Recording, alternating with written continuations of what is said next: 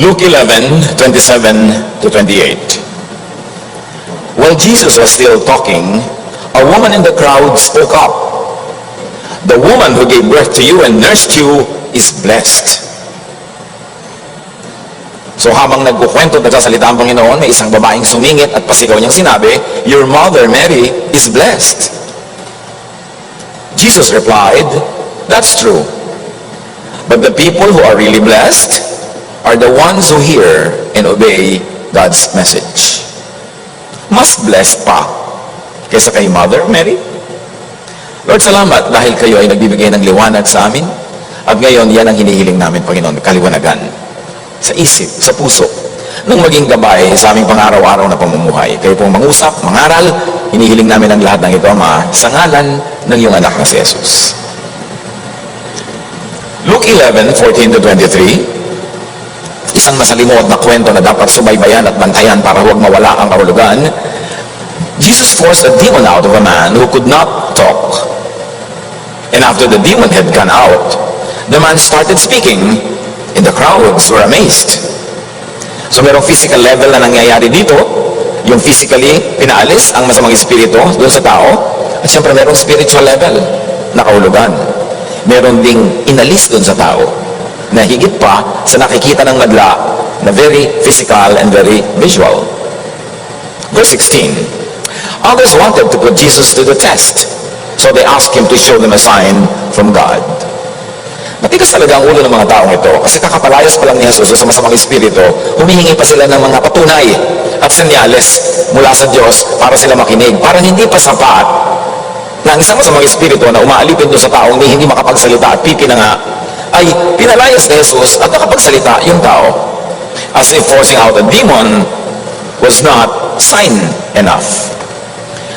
And so Jesus answers, verse 20, if I use God's power to force out demons, it proves that God's kingdom has already come to you.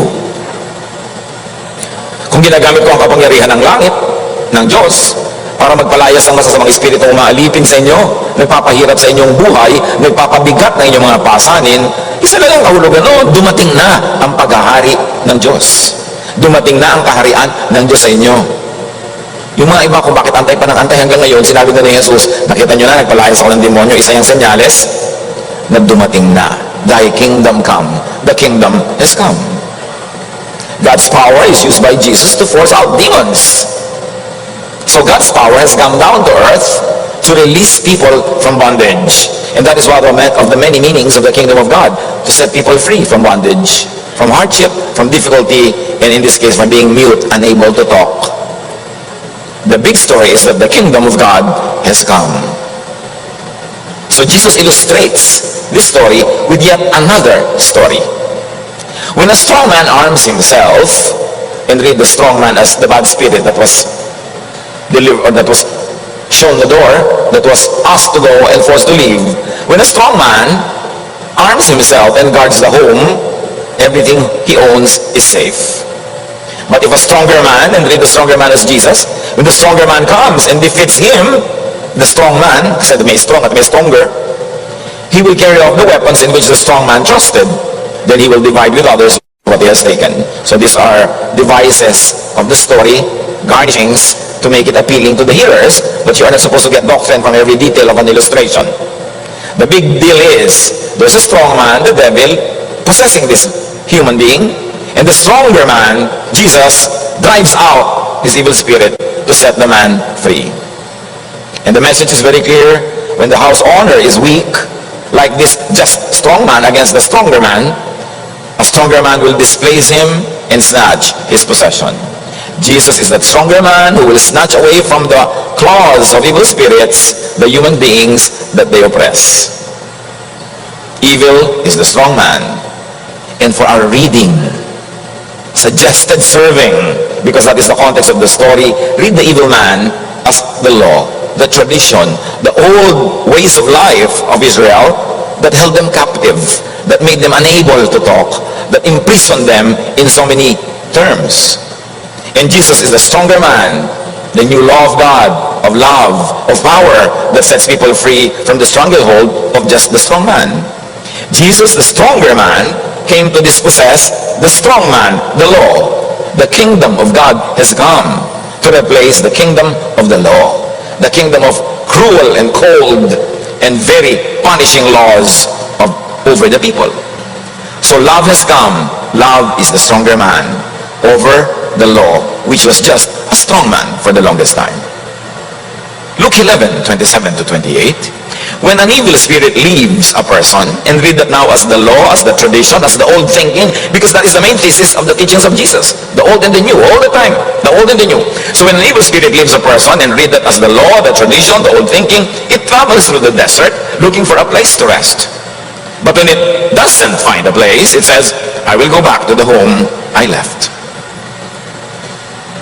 Pagkapalayas sa espiritu niyan, ay nagpapalaboy-laboy, at mamimiss niya yung dati niyang tinirhan, sabi niya, babalikan ko na lang ang dati kong tahanan.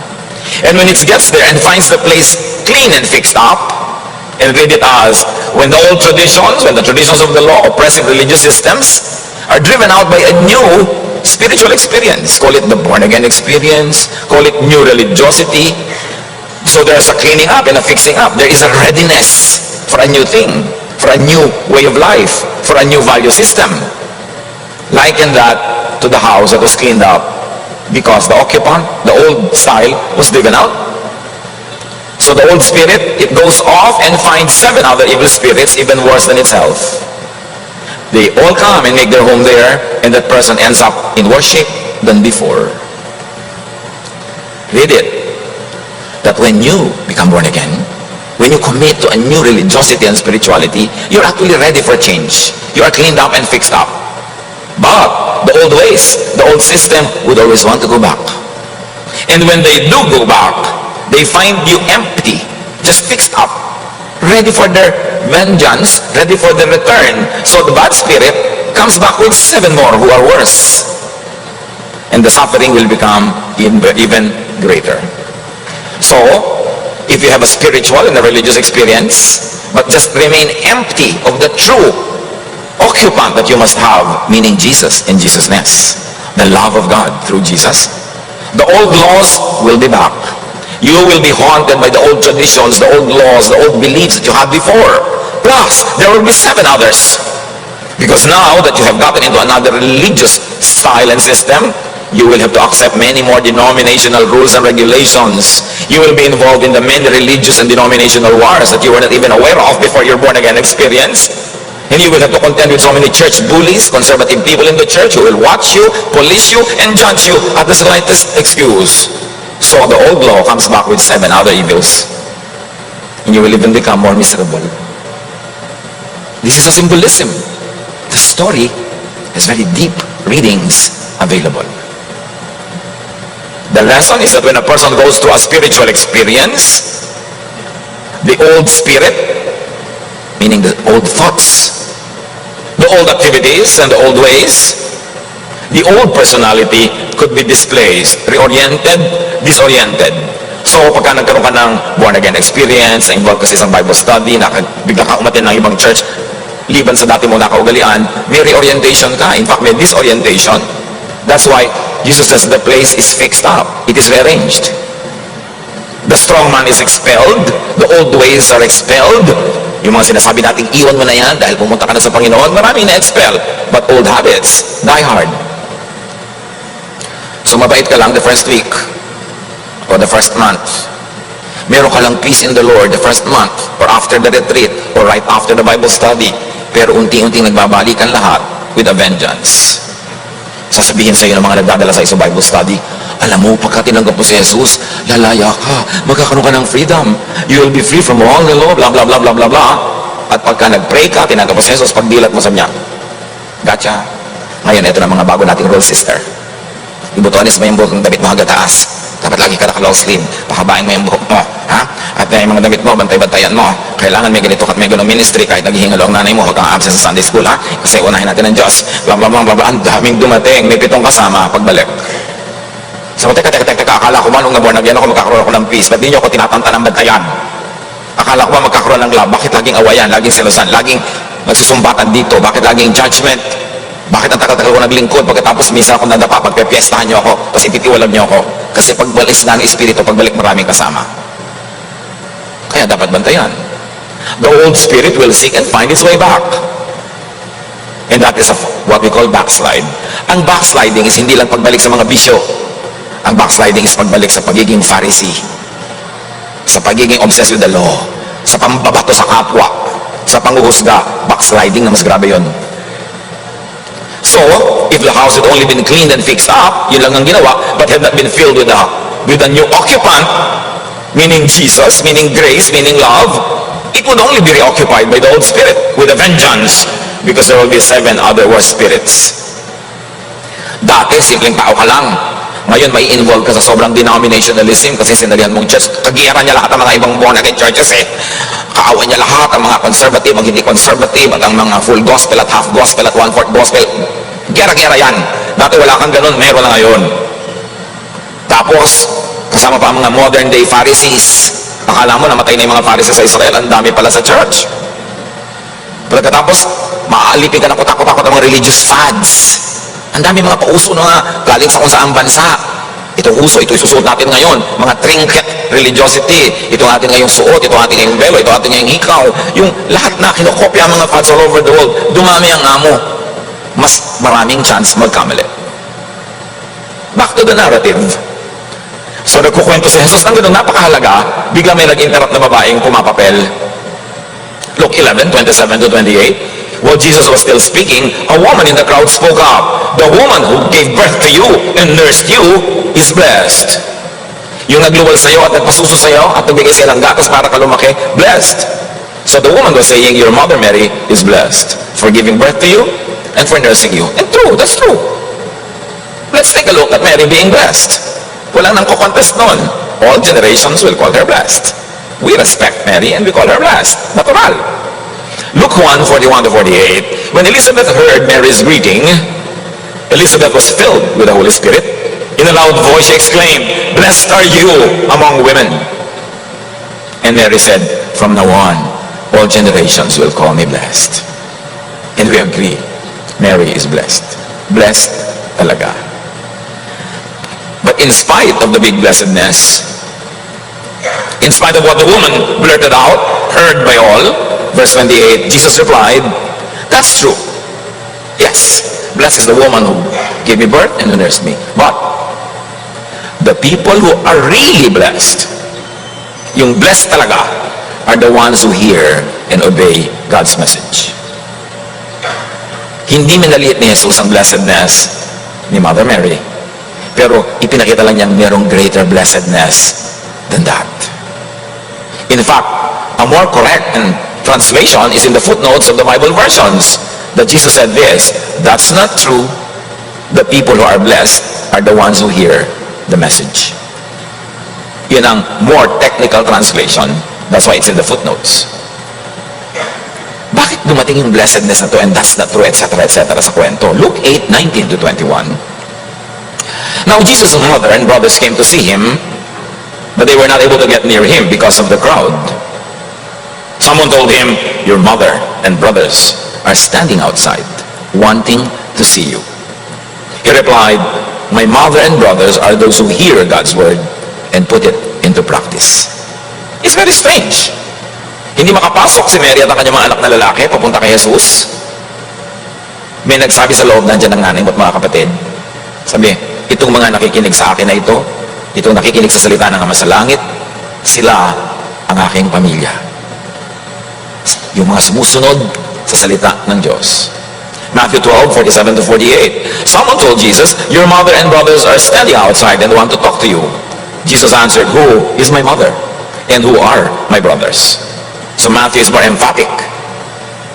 Whoever hears and obeys God's words are my mother and brother and sister. Sabi ni Jesus. May background kasi yan eh. Bakit gano'n ang takbo ng kwento? Kasi itong mag-iina dumating para sunduin si Jesus at pigilin sa mga pinaggagawa niya. Mark 3:21. When Jesus' family heard what he was doing, they thought he was crazy and went to get him under control. Yun ang pakay ng pagpunta nila. Pauuwiin nila at pipilitin nilang huwag ituloy ang ginagawa niya. Dahil naiisip nilang nawawala ng bait si Jesus Kaya sabi ni Jesus, sino nanay ko? Sino mga kapatid ko? Ito ay itong mga nakikinig sa salita ng Ama at sumusunod, yan ang tunay kong pamilya. At this point, Jesus' family, at least for that point, was not hearing nor obeying God. That's why there was a sharp rebuke. But of course, that changed later. Even James, the brother, who was a very fierce Judaizer, became a believer, but remained a Judaizer anyway. So according to Jesus, and this is the heart of the matter of the conversation, more than being blood relatives with him, or with Abraham, or with the Jews, more than being a Jew, more than being a biological descendant of Abraham, more than being a biological family of Jesus, the truly, really blessed are, ang mas blessed ay those who hear and obey God's message. Don't be disgraced. That's the point of the story. Jesus did not mean to be impolite to his family, but he was saying, true blessedness is hearing God's word and obeying it. It's not being related to me. So if being related to Jesus by blood is not the point, di lalo namang hindi yung being an Israelite or a Jew or a son of Abraham. The point is, if you hear and obey God's message, you are truly blessed. Mas blessed ka talaga kesa sa mga tinatawag na blessed. Remember that the context is a spirit being driven out of a person and its eventual return with an even much more potent strength. Huwag natin kakalimutan yung true story. Lahat kasi nangyari lang related, suporta sa storya. But the true story is, pagka ang tao ay lumalapit sa Diyos, ang tao ay hinihipon ni Jesus, may umaalis, may pinapalayas. Pero yung pinalayas na yun, gusto magbalik. At pag pinayagan mo magbalik, mas malala ka pa kaysa dati. This return of the evil spirit is accommodated by the former host's emptiness. Pagka pinalayas mo yung espiritong masama, pag pinalayas mo ang mga old traditions, pag pinalayas mo yung laws that oppress you, pag pinalayas mo yung mga, tapos hindi mo pinalitan ng Jesus, ng Jesusness, pag binalikan ka, wala ka pa ring laman, pwede kang talagang ma-oppress uli. The return of the evil spirit is accommodated by the former host's lack of good occupant, lack of new good strength. The heart of the matter would contextualize in the overall mission of Jesus. And what is the overall mission of Jesus? Kingdom of God, reign of God, freedom from the law, relief from pain and suffering, which leads to rest, peace. Yan ang mission ni Jesus. When contextualized in the overall mission of Jesus, true blessedness is being freed from the stronger, freed by the stronger man. Ang true blessedness, mapalaya ka ni Jesus. Yung maranasan mo yung God's liberating and empowering message, Jesus, God's messenger and message, maging totoo sa buhay mo, yan ang true context of the overall mission of Jesus, to set you free, to give you the kingdom, and to liberate you from the strong man. Yung strong man, yung dating espiritong nakatira doon sa tao, stronger man si Jesus, pinalayas niya, pero dapat hindi ka balikan ng strong man. That strong man, represented by what is called an evil spirit in the story, is a cruel occupant master. And in the case of the people of Israel and the people of God, that Jesus was really teaching is an oppressive belief system that wears people out. Masalimot yung kwento, kaya suklayin natin mabuti. Yung evil spirit sa kwento represents an old oppressive belief system that was imprisoning and putting in chains the victim, the man. Jesus is the stronger man that drives the evil spirit away, meaning Jesus, the love of God, the new age of grace and kindness and love, is the stronger man than the age of law and the age of anger and the age of punishing each other. He's the stronger man. Jesus is the stronger man. The old system of belief that made people suffer, that made them mute, that oppressed them, was the strong man, the evil spirit. Do not equate the old religion of Israel as evil. It's a representation in the story. These are symbolisms. Hindi naman nagkukwento lang si Jesus para maglibang at magbigay ng kwento. Laging may aral yon. At ang general aral ng mga lesson niya is talagang, you must be free from the old law. I'm giving you a new law which will set you free, which will give you rest. So, this man was held by the strong man, the spirit of the old system. Jesus is the stronger man that sets the man free. Colossians 2:9, God lives fully in Christ. Needless to say, not in the law. In Christ. Because if God lives fully in the law, hindi na ipapadala si Christ. Pinadala si Christ because it is in Christ where God, in whom God lives fully. John 1:14, the Word, and this is Jesusness, the Word became a human being and lived here with us.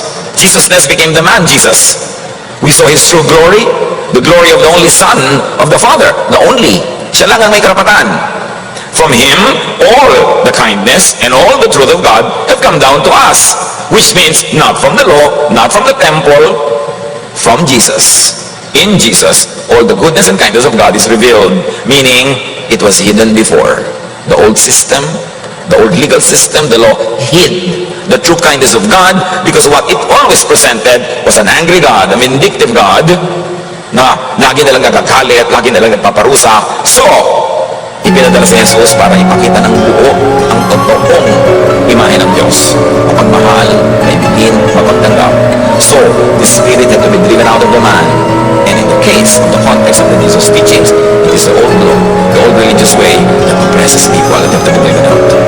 Everything that could and should be known about the Father is revealed through the Son, not through the priests and the Pharisees. Matthew 11:28-27. My Father has given me everything.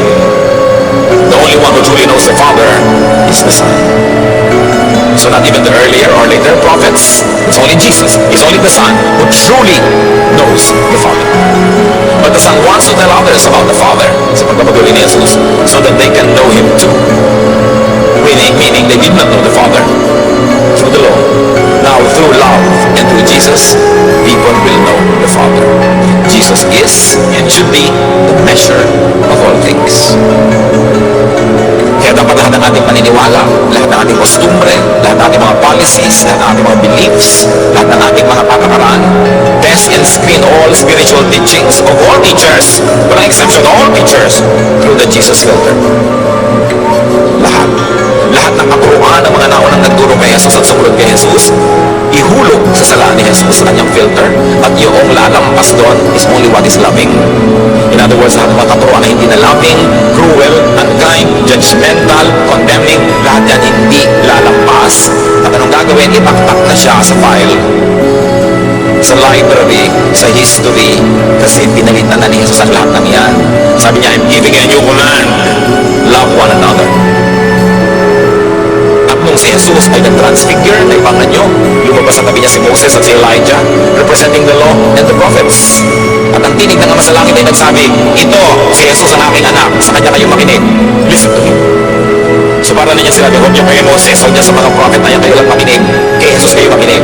At papakinggan niyo lang sa sinasabi ni Moses, sa sinasabi ng mga prophet, at sinasabi ng kung sino-sino dyan, yung lalampas sa Jesus filter. Sang-ayon sa inireveal ko sa kanya, dahil siya lang nakakakilala sa akin, at sang-ayon sa inireveal niya sa inyo. So meron Jesus filter, kailangan salain. Kasi hindi mo pwedeng paghaluhaluin, in the same heart, in the same mind, lahat ng mga cruel laws of old times, at lahat ng mga loving laws ni Jesus, malilito ka. Magkakagulo-gulo ang iyong policy sa buhay. Case in point, yung babaeng nahuli nila anak sumiping sa isang lalaki hindi niya asawa, papatuhin nila ang mamatay. Kasi yun ang sabi ng law. Pero hindi yun ipinabato ni Jesus. So alam nyo na, hindi lumampas sa sala ni Jesus yung mga bato. So ilagay sa file, ilagay sa library. Ang ibig sabihin mga kapatid, huwag na kayong nambabato ng mga tao sa tingin nyo yung makasalanan. Ipaubaya nyo sa Diyos. Sa pag-ibig ng Diyos sa pamamagitan ni Jesus. May salaan na. Huwag nyo nang lulunin lahat. Salain muna bago lulunin at bago i-impose sa iba, bago pahirapan ng sarili at pahirapan ang kapwa. What does not pass through the filter should be shelved. It may be applied only in context. Halimbawa, yung Sabbath. Sabi niya, on the seventh day you will rest. Hindi ito naman dapat alipin ng kailan ba yung number 7, Sabado. Sa palagay niyo ba pag Sabado dito, Sabado din sa langit? Kung saka Sabado na dito, Biyernes naman sa Amerika. So kailan talaga Sabado? Pag naging technical ka about Sabado, ang ibig sabihin lang ng context nun, every 7 days of work must be broken by a 7th day of rest. So, ang context, ang spirit is, huwag ka naman nagtatrabaho araw-araw, kailangan magpahinga ka. Na ang context yun, huwag ka magtrabaho every hour, kailangan may pahinga ka. Kailangan niya pahinga ang tao. Mahalaga ba talaga kung kailan mo itatapat yung pahinga? Naging sobrang legalistic kasi ang Israel, kahit nalulunod ka na wala sasakip sa iyong sabat. Wala magtatrabaho, naging unloving na yung application. So apply all the old laws when the context allows you to be loving. And when the context is loving, yung mga dietary laws, ang dami niya ng Israel. Sabi ni Jesus, hindi mahalaga kung pinakain nyo. Ang mahalaga kung lumalabas sa inyong bibig. Kasi naging amon na rin nila yung kanilang mga diet. Ang dami pa. Sabi ni Paul, ang mga babae dapat mahaba lahat ang buhok. Kaya hanggang ngayon, lagoy sabi ni Paul, ay mahaba buhok. Compromiser ka, hangsing sinong buhok mo. Eh, palibasa yung mga prostitute sa Corinth, mahaba buhok. Yung mga iba naging Christian na, maiksi ang buhok. Tapos naging Christian na sila, patuloy pa rin sila sa prostitution, mahaba pa rin ang buhok nila. Kaya sabi ni Paul, dapat kayo mahaba kayo ng buhok ha. Ang ibig niya lang sabihin, tumigil kayo sa inyong trade. O kaya huwag niyo likahin ng mga tao, kahit hindi kayo prostitute, ang iksi ng buhok niyo, na pagkakamalang kayo, mabuti papahabain niyo. Kasi doon sa city na yun, yung mga prostitute maiksi ang buhok. Dito ba sa atin, maiksi ang buhok, tingnan nyo nga mga katabi nyo. Sa palagay nyo, yun ang trabaho niya. Dahil ang maiksi ang buhok niya, di ba? Kailangan lang walang buhok. O, ano na yung tao niyo doon? Kasi may context. Hindi ko pwedeng apply ng mga law everywhere, every time. Unawain mo, ba't binigay yun? May kahulugan. So, apply in context. Hindi nyo maitatapon yung lahat ng mga laws. Ilagay nyo sa cabinet, gamitin nyo tuwing kailangan. Pero kung ang application ay hindi kontra sa turo ni Jesus for us to be loving and be kind. Apply only when kind, uplifting and loving as Jesus is their command. Mga kapatid, kung pinaalis na yung Espiritu, huwag nyo nang tanggapin pag bumabalik. Do not be compelled to apply the old law if the method or the result will be unloving, hurtful, murderous. Kaya huwag naman babato. What does not pass through the Jesus filter should be treated as meaningless, like Paul says in 1 Corinthians 13. Sabi niya, even if I speak in tongues of angels, if I have not love, I am nothing.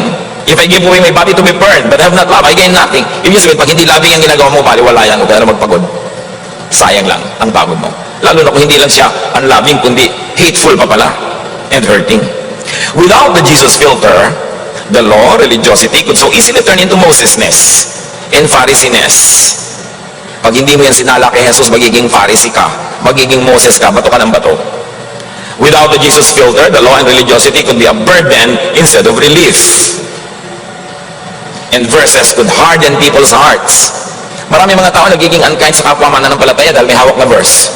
Aba, sabi, open rebuke is better than secret love. Sabi, sige, open rebuke, pero meron ka ba talagang secret love? O open rebuke lang na meron ka?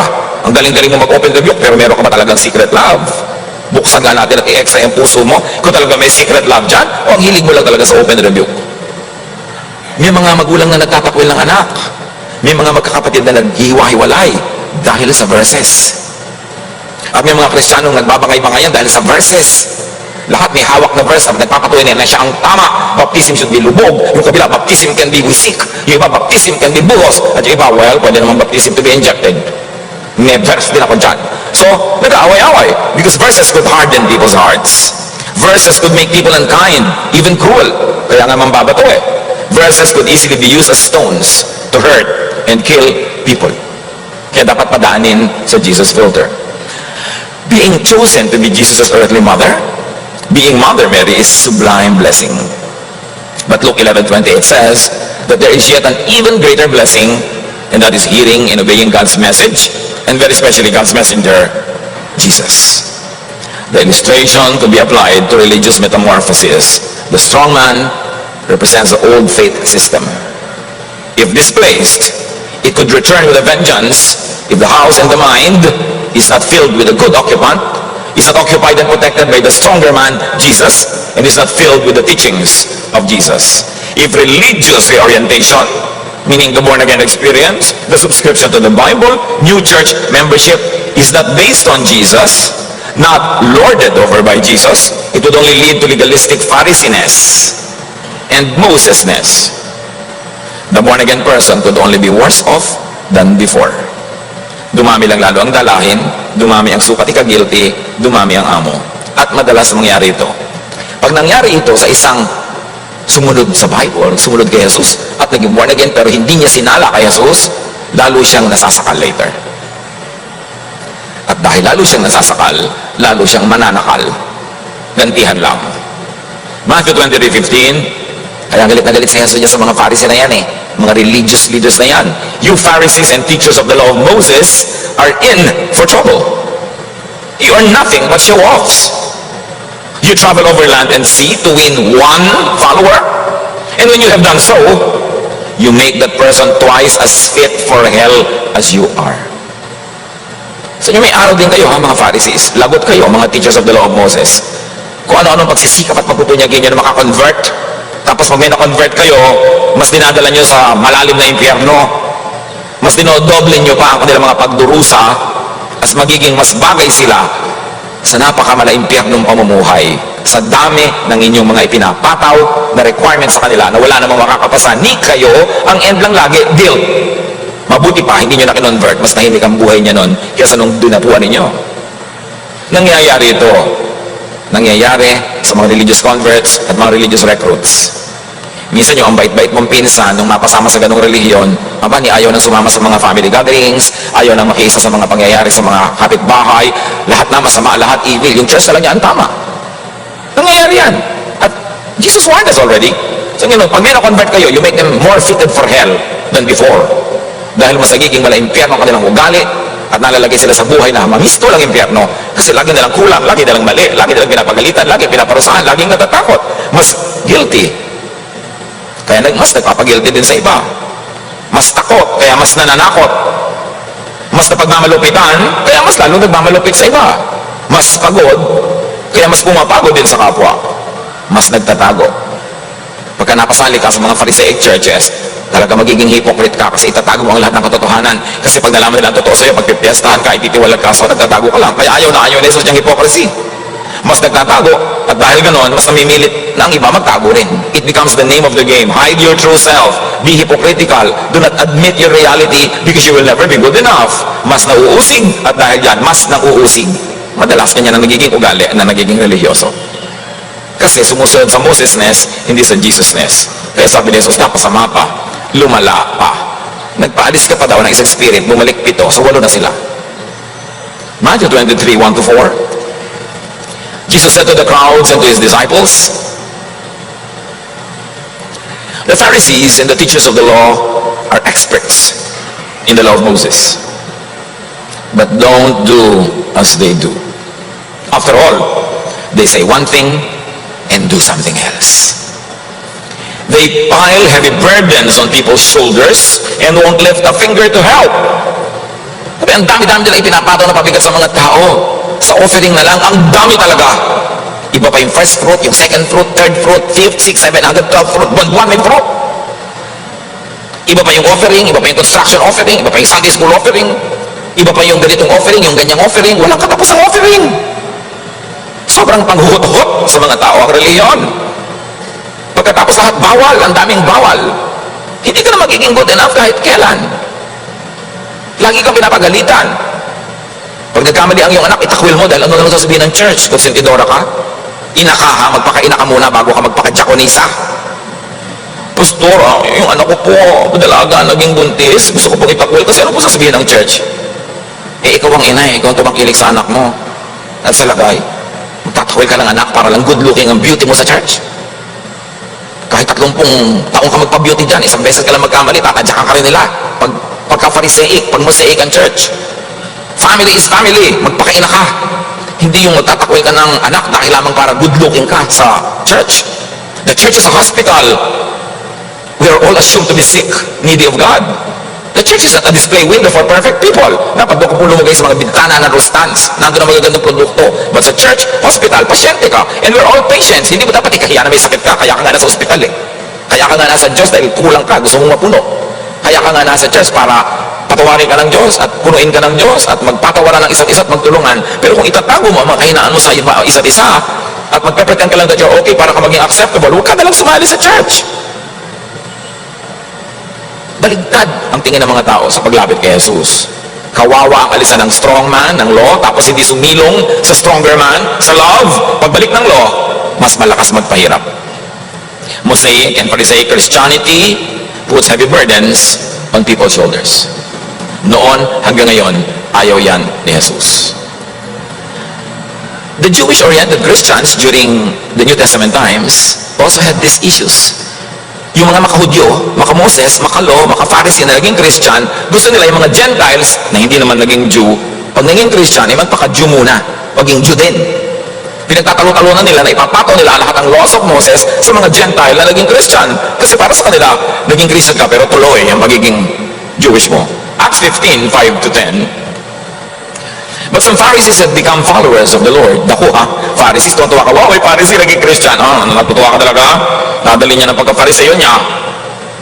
Some Pharisees had become followers of the Lord. They stood up and said, Gentiles who have faith in the Lord must be circumcised and told to obey the law of Moses.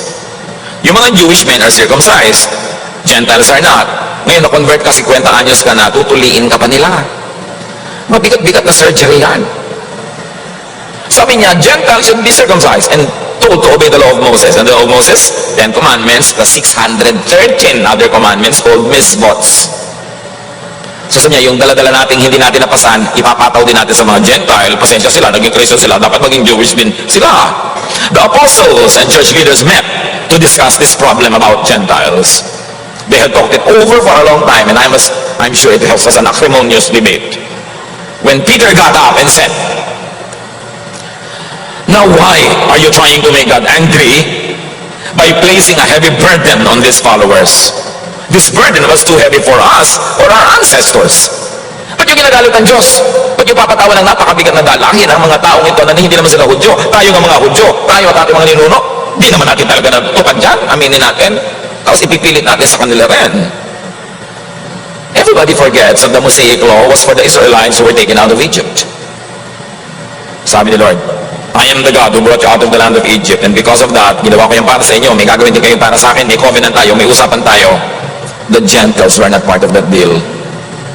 Bakit? Israelite ba sila na pinalabas sa Egypt? Ba sila sinasangkot sa napakaraming mga laws na ito na usapan lang para sa mga Israelita na sinagip from slavery? Jewism was only for the Jews. That's why the Jews never even converted other people. Kanila lang yung religion nila. But Jesus' is for all. It's for the Jew. It's for the Gentile. Sabi ni Jesus, you will be my witnesses in Jerusalem, in Judea, in Samaria, and to the ends of the earth. Si Jesus ang nag-extend ng Christianity to everybody, but He did not extend Jewism for everybody. He extended Jesus-ness. So hindi ka naman naging Jew, ngayon magpapaka-Jew ka pa. Hindi yung mga law na hindi naman ikaw ang kausap at ipinato sa'yo. Voluntarily, ipapataw mo sa iyong sarili para ka mahirapan. Anong klaseng pahirap yun sa sarili? Christians could be so confused as who to follow, as what and whose commands to obey. Even in the first century Christianity, buhay pa lahat yung mga apostle, nagkakagulo na sila. 1 Corinthians 1:12, one of you says, I follow Paul. Another, I follow Apollos. Another, I follow Cephas or Peter. Still another, I follow Christ. Nakita nyo? Iba-iba sila pinagsusundan. Ibig sabihin, may iba-ibang turo yung si Paul, si Apollos, si Peter, na sapat na para magkaroon ng hidwaan yung mga humahanga sa kanila. May mga peculiar teaching sila unique to themselves and to their flocks, to the point that all the other Christians who shared Jesus do not always share Paul or Apollos or Cephas. Noon pa man, may kanya-kanya silang katuruan na naghahati sa mga followers. Kaya si Paul, si Apollos, si Cephas, dapat din salain sa Jesus filter. Obvious na obvious sa 1 Corinthians 1:12. They had peculiar teachings that did not agree with each other. So ang mga Christians din ngayon hindi agree. Paano ba tayo magbabaptize? Ano makakainin natin sa Lord's Supper? Ano ba isusuot natin? Kasi kanya-kanya rin tayo na sinusunod at hinahangaan. Sila mismo malinaw na malinaw. Si Paul, si Apollos, si Cephas, their followers were divided. Because they were saying, mas tama si Paul, ay mas tama si Apollos, ay mas tama si Cephas. Sabi ba, may mas tama pa ba kay Christ? And doon tayo agree. So si Kristo ang gawing salaan ng lahat. After all, He is the one who is the image of the invisible God. He was the one who died for our sins and lived again. Siya ang ating Savior. So dapat yung turo niya ang standard for everybody. So add Moses and the teachers of the law, the priests and the Pharisees sa salaan. So sasalain kahit turo ni Paul, kahit turo ni Apollos, ni Cephas, at turo ni Moses, mga teachers of the law, ng mga priests and Pharisees, with the standard of Jesus, because He is the only one who knows the Father. And He's the only one who is the true image of the invisible God. If the house is not occupied by Jesus-ness, the stronger man, Moses-ness, Pharisee-ness, Paul-ness, Peter-ness, Apollos-ness, the strong man will return to it and take over the situation. And it will be much worse. May mga katuruan si Moses, ang mga Pharisees, si Paul, si Peter na maka-Jesus. Ang dami nilang katuruan ng maka-Jesus. Lahat yun, lalampas sa salaan ituloy. Pero hindi na lalampas. Yung unloving, yung unkind, yung cruel, ilagay na sa shelf. At kung meron talagang dapat mambato, ipasa Diyos na siya lang mambato. At ikaw, sabi niya, yabang-yabang mo. Ano naman ang karapatan mo tanggalin ang puwing sa kapwa mo? Ikaw nga, laki-laki ng puwing mo. Tignan mo muna sarili mo ha, bago ka manghusga ng iba, sabi ni Jesus. So bind the strong man with the stronger man. Filter all teachings of all teachers through the Jesus filter. Tanda-tandaan, Ano man ang marinig yung sinabi ni sister, ni brother, ni pastor, nino man, salain kay Jesus. Pag lumampas, ituloy. Pag hindi, ilagay sa shelf.